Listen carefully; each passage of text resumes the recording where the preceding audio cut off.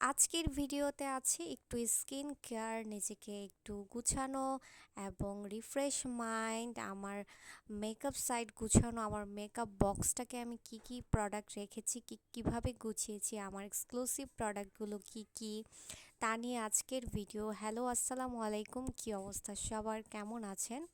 So প্রথমেই সকালবেলা আমি আমার বিছানাটা গুছিয়ে নিলাম, তার সাথে সাথে পর্দাটা এরকম খোলা রাখি। জাস্ট পর্দাটা আমি সেট আপ করে নিলাম বেল্ট দিয়ে, কজ এটা হচ্ছে সবসময় দরজার মধ্যে থাকে। আর জানালার মধ্যে মাঝে মাঝে দিয়ে রাখি, কজ জানালাটাকে একটু আপ ডাউন করতে হয়, দ্যাটস ওয়াই।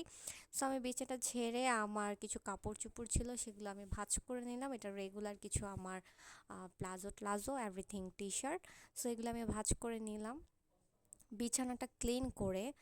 অ্যান্ড দেন হচ্ছে আমার মেকআপ বক্স, এটা হচ্ছে আমার বিউটি বক্স, এটার মধ্যে আমার সব এক্সক্লুসিভ প্রোডাক্ট রাখা আছে। সো এটাকে আমি ফার্স্টে একটা কাপড় দিয়ে সুন্দর করে ক্লিন করে নিলাম, অ্যান্ড দেন কী কী প্রোডাক্টটার মধ্যে রেখেছি সেটার ডিটেলসে তোমাদের সাথে শেয়ার করব।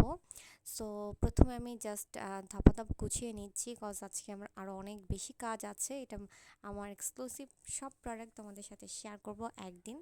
সো আমার নেল পালিশ সব এক্সক্লুসিভ প্রোডাক্টগুলো এখানে আমি রাখি, নেল পালিশ, লিপস্টিক, তারপরে তারপর হচ্ছে এটা নেল পালিশ, হ্যাঁ, ফাউন্ডেশন, প্রাইমার, সানস্ক্রিন, তারপর হচ্ছে স্যাফোরা, এগুলো সব কিছু আমার ব্র্যান্ডের এবং এক্সক্লুসিভ যেগুলো, এটা হচ্ছে হেয়ার স্প্রে, তারপর এগুলো সব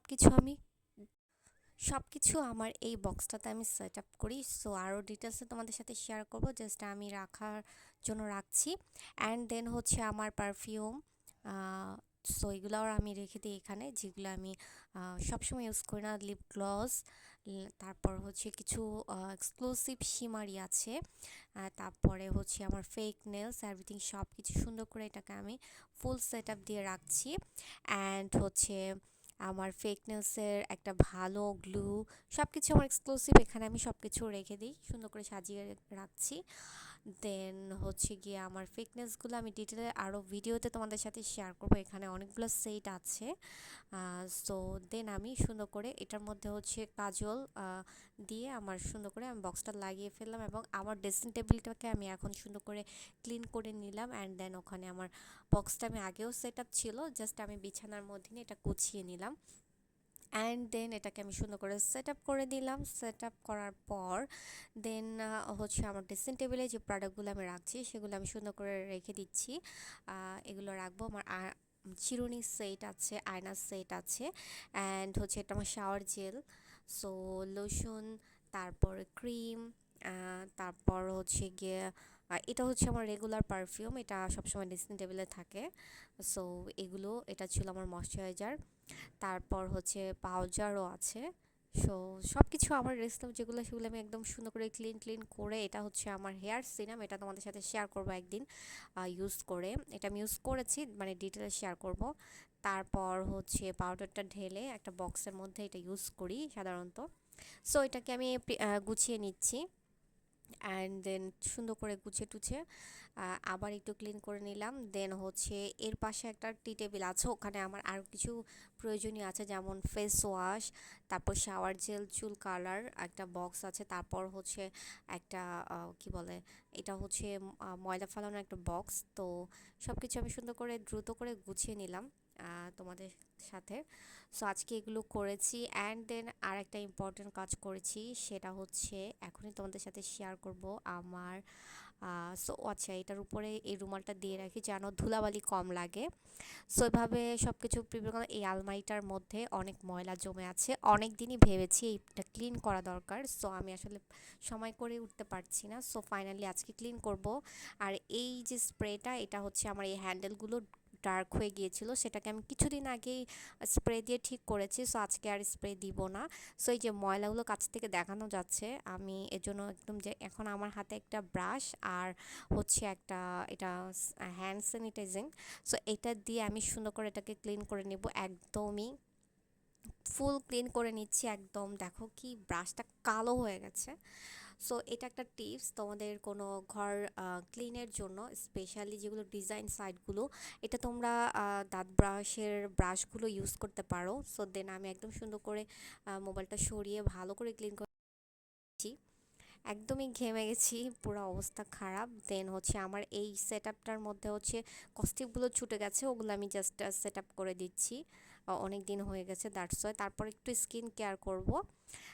এটা ছিল আমার ফেস ওয়াশ। তারপর হচ্ছে ফেস ওয়াশ দিয়ে আমার ফেসটাকে আমি ক্লিন করে নিব, অ্যান্ড দেন হচ্ছে গিয়ে আমি স্কিন কেয়ার করব।